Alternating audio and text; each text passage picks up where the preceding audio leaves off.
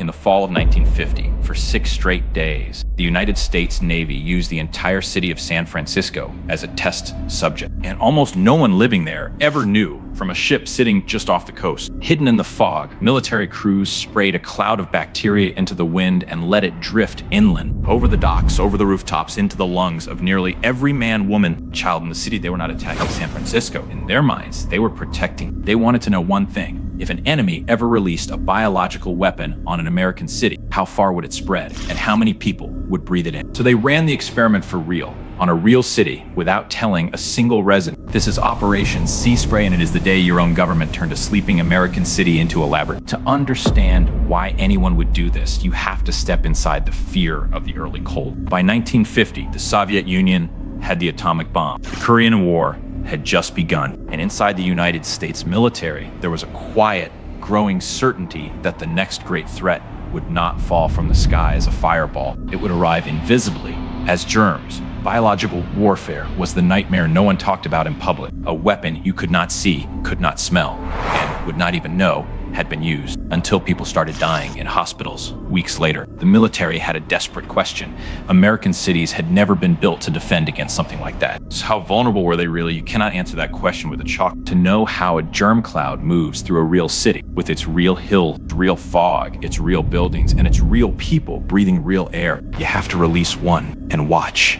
And that is exactly what they decided to do. The Navy chose San Francisco, and the choice was deliberate. The city sat on the coast with a steady ocean wind blowing inland. The bay funneled the air in predictable ways, and the population was large and dense. It was, from a coldly scientific point of view, a perfect open-air laboratory. Between September 20th and September 27th of 1950, a Navy vessel positioned itself offshore and began spraying. The agent they released was a bacterium called Serratia marcescens. They picked it for a chilling, practical reason. Serratia grows in bright red colonies, easy to spot and count under a microscope, which made it perfect for tracking exactly where the cloud went and how thick it was. And at the time, the military believed Serratia marcescens was harmless to humans, a safe stand-in for a real weapon.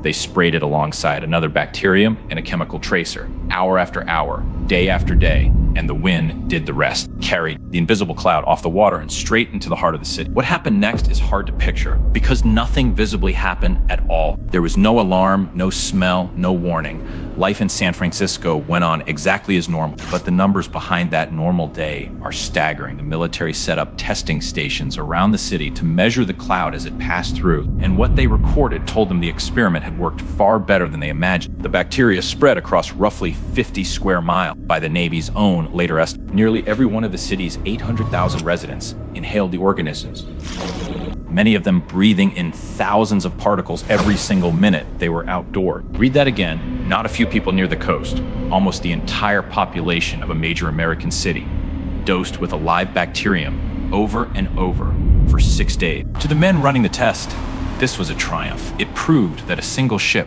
sitting quietly offshore could blanket an entire city in a biological agent and no one would even notice. The vulnerability they feared was real. They had just demonstrated it, using the citizens of San Francisco as the proof. And then a few weeks later, people started getting sick. At Stanford University Hospital, doctors were suddenly facing something they had almost never seen before. Patients were coming in with serious infections caused by Serratia marcescens, the very same bacterium the Navy had just sprayed across the city. 11 patients developed these rare infections. The doctors were baffled. Serratia infections were so unusual at the time that the medical staff could not understand where this sudden cluster had come from. They had no way of knowing that a Navy ship had spent a week seeding their entire city with. One of those 11 patients was a man named Nevin. He had come into the hospital for a routine prostate operation. Instead, he picked up a Serratia infection that spread to his heart, and he did not recover. Nevin died. The cluster at Stanford was so strange that the doctors eventually wrote it up in a medical journal, documenting an outbreak they could not explain. The answer to their mystery existed. It was just locked inside a classified military file, and it would stay there for a very long time. For 26 years, Operation Sea Spray simply did not exist as far as the public was concerned. San Francisco had been sprayed. A man had died. Doctors had published their confusion to the world, and through all of it, the truth stayed buried. It was not until 1977, during a series of Senate hearings into the military's biological testing program, that the curtain finally came down, and what came out was bigger than one city.